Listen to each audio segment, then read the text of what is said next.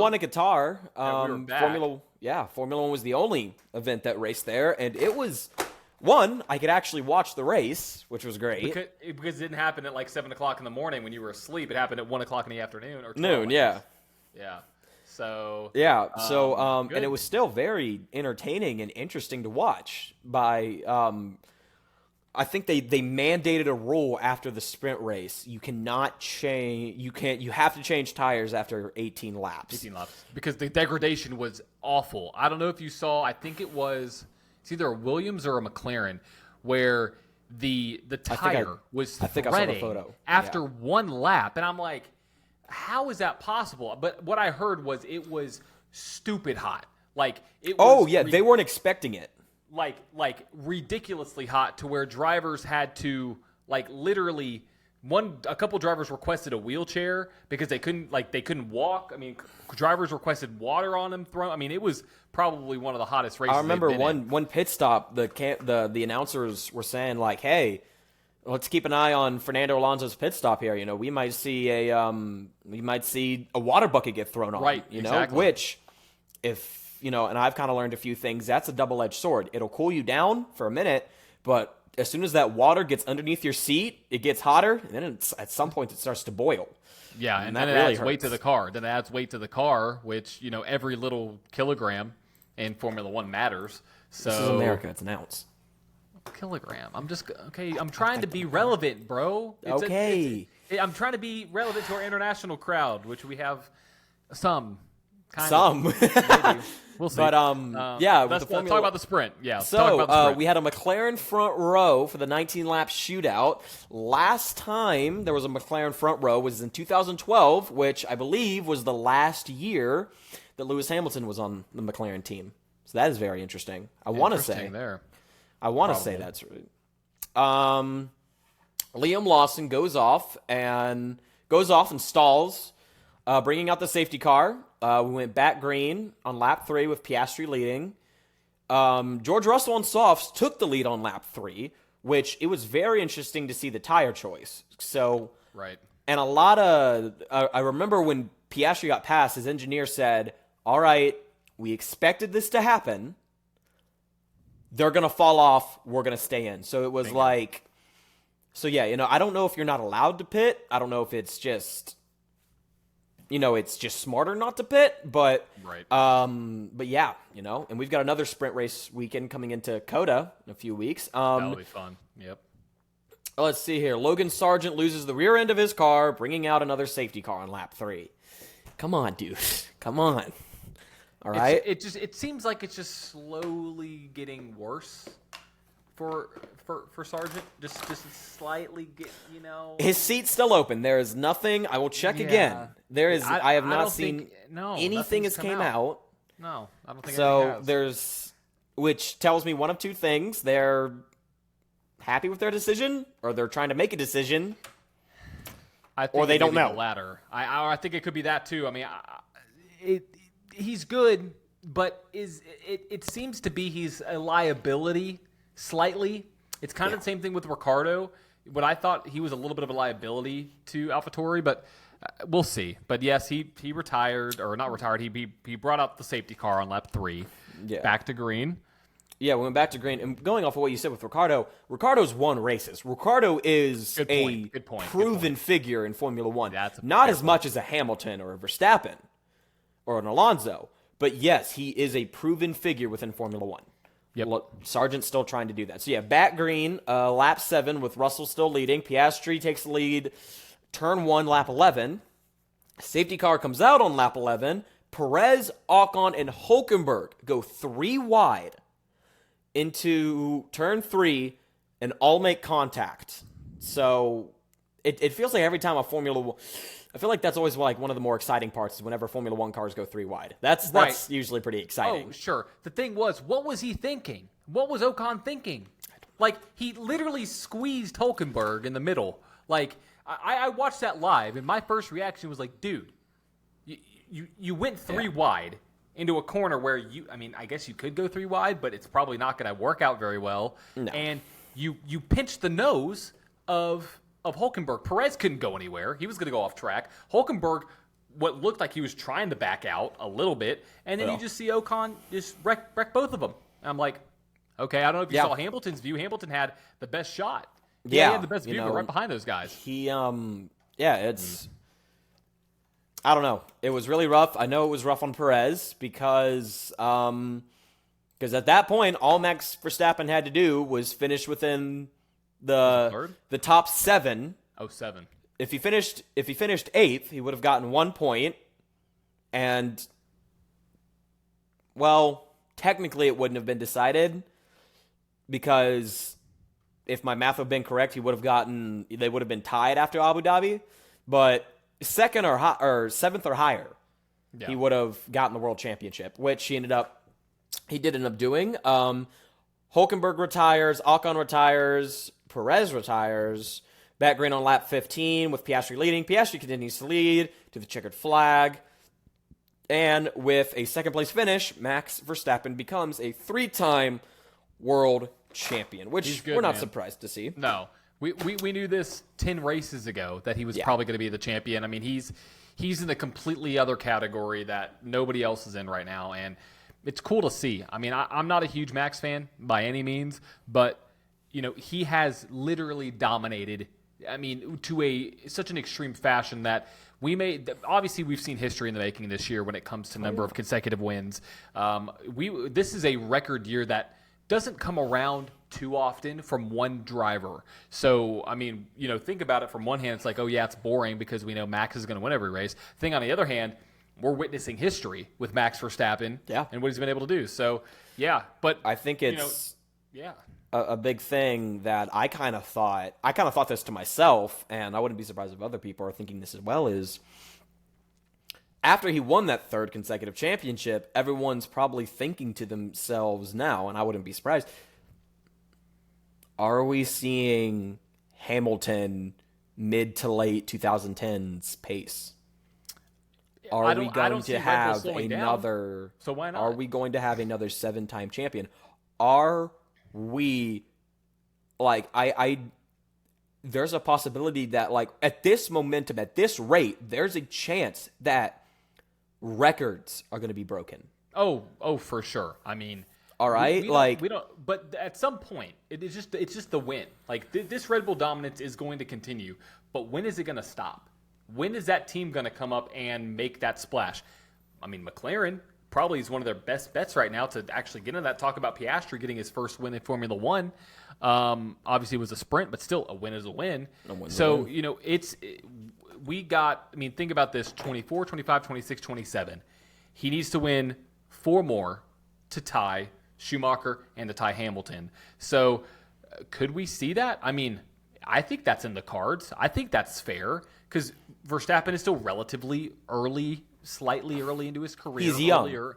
Yeah, so he has the time. I mean, think about the difference between Verstappen's age and Hamilton's age. I mean, it's somewhat significant. So in that time, we could see history. We could see the best Formula One driver statistically in the midst. I remember when Hamilton was dominating, a lot, and he was putting up numbers that no one thought were ever going to be possible. When he got his 100th win in Russia in 21, no one thought that's going to be possible. And now I don't want to say I know what's going to happen, but I mean, I feel like we might be. I've kind of got a feeling like a lot of people are saying it's going to be a very long time before we see someone break that most wins record. It might not. With this momentum, this momentum, and like you said, just like with Mercedes, they were on that incline for so long, and then at 2020 was the top, and then 2021 we saw that little bit of a downfall, and it's just been downhill. Yeah, it's just been nothing. Yeah, and so are we going to see that with Red Bull? Who's going to be that person?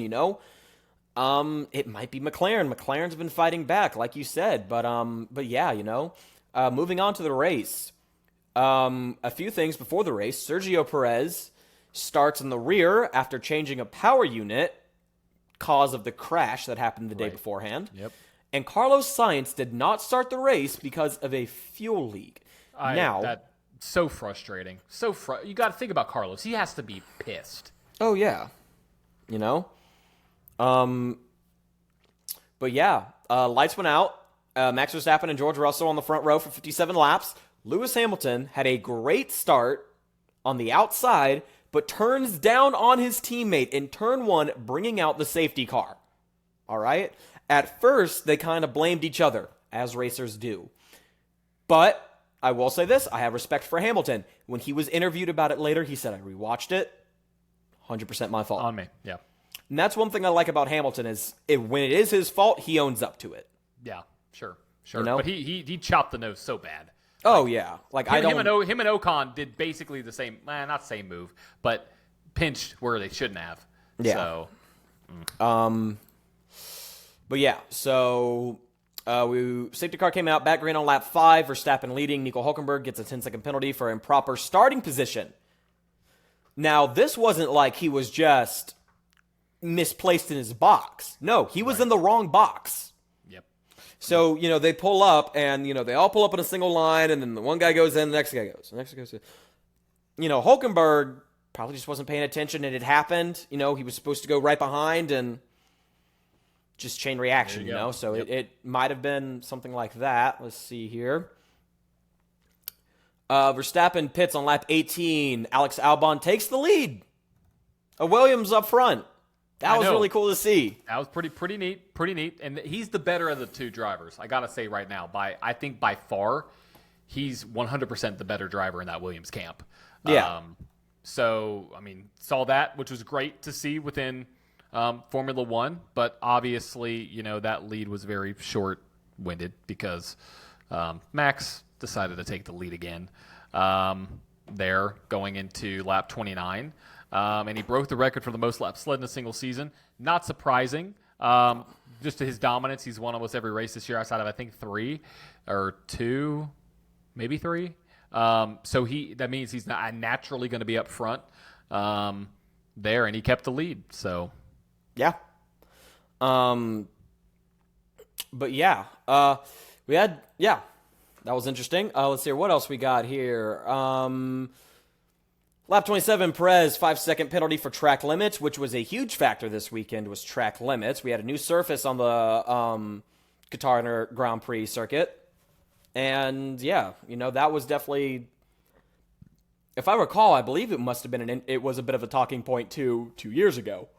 Yeah, it was. And so that's, different surfaces have different effects on the car, on the tire. And speaking about on the tire, they were not expecting this race to be as hot as it was. And tire degradation was awful.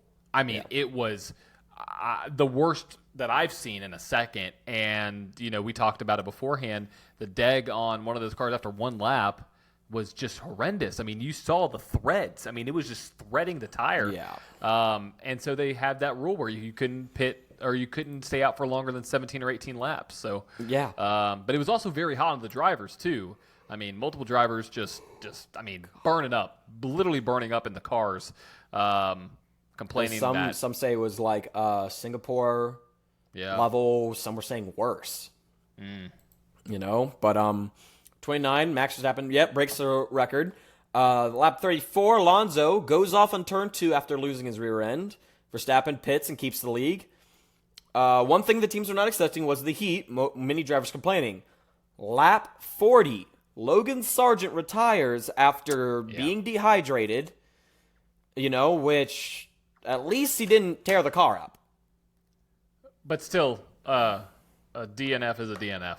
It's look at it. No points. Yeah, and he was having a halfway decent run. Oh yeah, he was. He was. I was watching possibly for points. Yeah, I was watching it. I was just like, please, come on, just 1 point, 10th place, 1 point, please, it'd be great. But wasn't meant to be. Max Verstappen comes home to win the Qatar Grand Prix, and Oscar Piastri in second, Lando Norris in third. One thing that did happen. It wasn't confirmed until I think yesterday that McLaren now holds the record for the fastest pit stop in Formula One history. Yeah. 1.8 seconds. Beating Red Bull's, I believe, 1.94 seconds. That's just the speed, the pure speed, and the muscle memory that these guys have, it's insane. I mean, and if you look at it, I saw like an overhead shot of like explaining each position that a crew member has on a Formula One pit stop. There's like 15 guys. There's like 15 guys out there. Yeah. Because you have reserve tire carriers, you have the stabilizers in the middle, you have reserves on each side, you have the front and the back jacks, you have the tire changers, you have the tire installers, if you want to say. It's truly a work of art. I love it. Yeah. It's real interesting because you got one guy, wheel nut off, tire comes off. You got one guy taking the tire off. You got another guy putting the tire on. And everyone has one job. We'll see something like NASCAR, IndyCar. Everyone's got multiple jobs. Right. Exactly. All right. So yeah. Let's see here. Battle for second. The battle for second is on right now between Perez. Drivers eligible for second place on the Drivers' Championship is Perez, Hamilton, Alonso, Sainz, Leclerc, Norris, Russell, and Piastri. So I think that's probably going to stay the same. Battle for second in the constructors are Mercedes, Ferrari, Aston Martin, McLaren, and Alpine. And let's look to the future a bit here. Something that came out today. Pirelli signed a deal with Formula One to be their tire supplier until 2027. Nice. So yeah, tad bit of information. But yeah, let's look into the future. I believe we got an off weekend this weekend before we head to Circuit of the Americas in Austin, Texas. Big race for Haas, big race for Logan Sargent. Big race in general. The American fans love their Formula One. And so it's, what was the smirk for? I got to know. Because you say American fans love their Formula One, my first thought is American fans love Drive to Survive. Yes, that's exactly what I was saying. That is 100% what I was saying. So unless you're like Chad and I, where we like all forms of motorsports, granted, I like race cars. Go ahead. That's a clip, and that's a clip too. Okay. Granted, I got into Formula One mainly. I mean, I watched Formula One because of Drive to Survive, not because of the drama, because of the racing element of it. Yeah. I didn't realize it was that technical. I was like, okay, I'm going to get into this heavier. So, so COTA. I mean, we're in America. This is going to be one of many races coming up here in America. Obviously, we got Vegas coming up a little bit later on in the season in November. So, what's your initial thoughts going into COTA? Who's your winner? Who's your podium finishers? I kind of took a long shot with. It's weird now because Perez being on the podium it's a long shot. Right. And right. I know his contract says it's up in 2024. Perez's, but we've seen Helmut Marko just take him out whenever he wants. Yeah. So I'm not sure. I think it's going to be similar to what we saw these past two races. Verstappen on top, and then McLaren 2-3. Gotcha. Okay. Interesting. I'm going to go a little bit of a different direction. Okay. I'm going to go 3 different manufacturers are going to be in the top on the podium. 3 different ones. I don't know their order, but this is what I believe will happen. A Red Bull, a Ferrari, and a McLaren. If you look at Ferrari was very strong here last year in practice and qualifying. Sainz had a terrible start on the start, and so did Leclerc a little bit. Sainz finished, he didn't finish because he didn't even complete a lap, barely. Well, he did, but not, you know what I mean? So with that being said, I think it could be a true battle.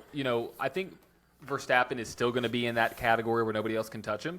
But I think within what we saw this past week with McLaren, with Ferrari's success recently in COTA, I think we could see 3 manufacturers. I think it could be a Verstappen, Sainz, Norris. That's my prediction. Verstappen, Sainz, Norris.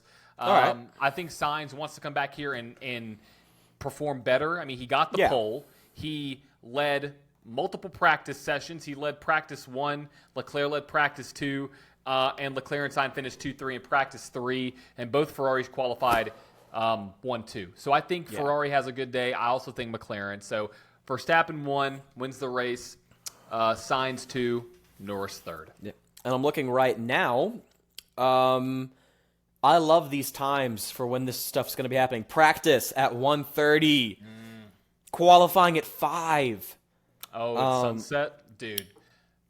Bro, the sunset at Coda is amazing. The sunset at Coda mixed with the Top Gun theme song Yes, is literally what I dream about. It's the just giant American flag in the background. It is just yes, Sprint just shootout at 1:30 on October 21st, Saturday. The sprint race at 6 p.m. Ooh, is that going to be a transition? I don't know, because I don't know if Coda has lights. I'm not sure if Coda has lights. It has to have lights. If it's a FIA sanctioned track, it has to have lights. Really? Yeah. I did not know that. I mean, that's a big assumption. I actually don't know. I just thought it sounded really good, but I think it would have to. I'm not sure. I'm thinking Texas. right now. I don't think I've ever seen a race there under the lights. Sunset at Austin, Texas is 7:06. So it's Okay, so it's does Coda have lights? Drive down Coda's Tunnel Road with more than 6 million. No, that's a Christmas show. I don't want to know about Peppermint Parkway. Oh my gosh, they do. I forgot. Coda is. They've got stuff going on with SMI, and at all the SMI tracks during Christmas, they have the beautiful light stuff. They did it at Nashville for a few years, and it was amazing. I don't know. I don't know if it has lights. Maybe I'd be cool. I don't know. I don't know. Either way, moving on. So yeah. And then on October 22nd, the race at 3 p.m. Love it. Love it.